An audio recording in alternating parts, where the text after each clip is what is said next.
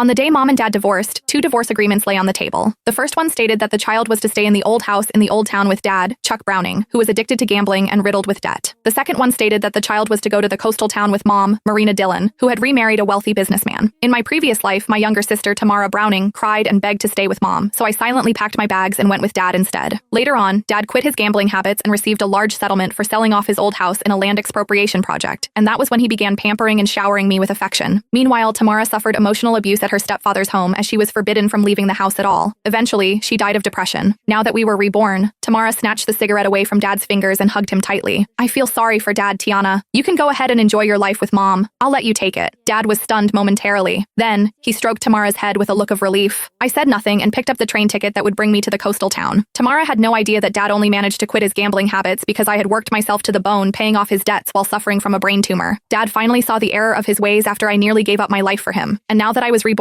I no longer had to put up with the voices of the debt collectors hounding us anymore. All I wanted was just a good night's sleep. I picked up my worn-out suitcase. Get out of here. Go look for your gold digger of a mother instead, Dad said, waving his hand dismissively at me like I was just an annoying fly. Tamara hid behind him and made a face at me. She mouthed, "Don't come begging me for money the next time you see me." I smiled and said nothing. Instead, I turned around and walked out into the rain, flinching at the cold. I could feel the chill seeping into my bones. It wouldn't make much of a difference wherever I went anyway. I just wanted someplace quiet to spend the last of my days, getting through everything. At least I no longer needed to hear the debt collectors hounding at the door or put up with the horrible stench of cigarettes anymore. Mom's black Mercedes was parked at the entrance to an alleyway. The car windows rolled down, revealing Mom's youthful, well-maintained face. She frowned as she stared at my drenched body, a look of disgust in her eyes. "How did you end up like this? Hurry up and get it, and make sure not to dirty the interior of the car." I opened the backseat door and was just about to enter when she said, "Throw that suitcase into the back." She pointed at my suitcase and said, "That's so filthy. I don't even know what germs it's covered in." I hesitated for a moment. However, I still did as she said and put the suitcase in the trunk of the car. When I finally got back inside the car, I did my best to stay in a corner and take up as little space as possible, not daring to touch the leather seats. The air conditioning in the car had been turned on, but I still felt very cold. "Make sure you behave yourself when we reach that place, Tiana," Mom said, looking at me in the rearview mirror while driving. "Your new stepfather doesn't like noise. Stay in your room as much as possible and don't come out. Don't chew with your mouth open and don't drag your feet on the floor while walking. Also, don't you ever bring up your dad. He's nothing but bad luck." I looked at the fleeting raindrops outside the window and nodded. Got it. I felt a sudden sharp pain in my brain. My vision went black for a while, and I hurriedly held my head in my hand. "What's wrong?" Mom asked, sounding impatient. "Nothing, just a little carsick." "You're so delicate," she said with a scoff. "Just like your dad." I closed my eyes and forcefully swallowed the metallic taste rising in my throat. I didn't want to come back here anymore if I could be reborn again. The car drove on for 5 hours. It was dark by the time we arrived at the huge mansion located halfway up the mountain. The place was flooded with lights. However, it was as quiet as death itself. "We're here," Mom said, parking the car and touching up her lipstick. Then, she inhaled deeply as she reconditioned herself. Soon,